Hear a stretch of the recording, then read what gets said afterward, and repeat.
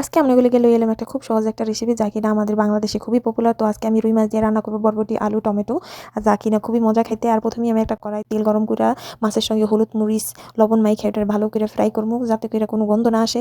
মাছ দিয়ে আবার গন্ধ আসলে আবার খাওয়া যায় না। আমি কিন্তু এমনিতে মাছ খেতে পারি না গন্ধের ঠেলায়।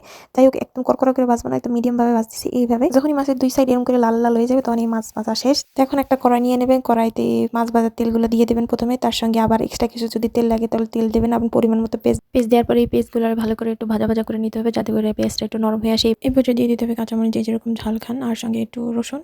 আবার ভালো করে এটা ভাজা নিয়ে তারপর একদম যখন লাল লাল হয়ে যাবে তখন এই পর্যায়ে একটু পানি দিয়ে যাতে পুরো যায়, আধা চামচ হলুদ আর 1 চামচের মতো মরিচের গুঁড়া দিয়ে তারপর আবার ভালো করে ভুনে নেবো। এখানে আমি 4টা টমেটোর মতো কিউব করে দিয়ে দিলাম। তারপর আবার ভালো করে ভুনতে হবে যাতে করে টমেটোটা গলে যায়। আর আমি এখানে 1.5 চামচের মতো প্রায় লবণ দিয়ে দিচ্ছি। লবণটাকে মিক্স করে তারপর আবার ঢেকে দিব যাতে করে টমেটোটা ভালো করে সিদ্ধ হয়ে যায়। টমেটোটা ভালো করে সিদ্ধ হয়ে গেলে এই পর্যায়ে আমি অ্যাড করে দেবো হচ্ছে বটবটি। আর বটবটি আপনি অ্যাড করার পরে সঙ্গে সঙ্গে কোনো পানি দিব না, কেননা পানি দিলে খাবারের টেস্টটা চেঞ্জ হয়ে যায়। আর আমি যত বেশি এটা ভুনবো তত বেশি এটা ভালো লাগবে পানি ছাড়া। এই পর্যায়ে আমি আলু অ্যাড করে দিচ্ছি, আর আলু অ্যাড করে দেওয়ার পরও আমি পানি দিচ্ছি না। এর পর্যায়ে আমি ভালো করে ভুনে নিচ্ছি যাতে করে একটু নরম হয়ে আসে। সবজি নিজস্ব পানিতে যখন এটা বেশি ভুনা হবে তখন এটার খাবার টেস্ট আরও বেশি বেড়ে যায়। আমরা কোনো কিছুই ভালো করে না ভুনে যদি আগেই পানি দিয়ে দিই তাহলে ওইটার টেস্ট কমে যায়। তো এই পর্যায়ে আমি গরম পানি দিয়ে দিচ্ছি, আর গরম পানি দেওয়ার পরে আমি এটাকে নেড়ে আবার ঢেকে দেবো। আপনারা পরিমাণ মতো পানি দেবেন যে যেরকম ঝোল খেতে চান সেই অনুযায়ী। সবজি যখন প্রায় 60% মতো রান্না হয়ে যাবে এই পর্যায়ে আমি মাছ অ্যাড করে দেবো। আর মাছ অ্যাড করার পরে আমি আবার ভালো করে রান্না করবো এটাকে যাতে মাছের ঘ্রাণটা বা তরকারির সঙ্গে খুব ভালো করে মিশতে পারে। আর এই পর্যায়ে যখন রান্না হয়ে যাবে বা ঝোল কমে যাবে আমি ধনেপাতা অ্যাড করে দেবো, কেউ এলে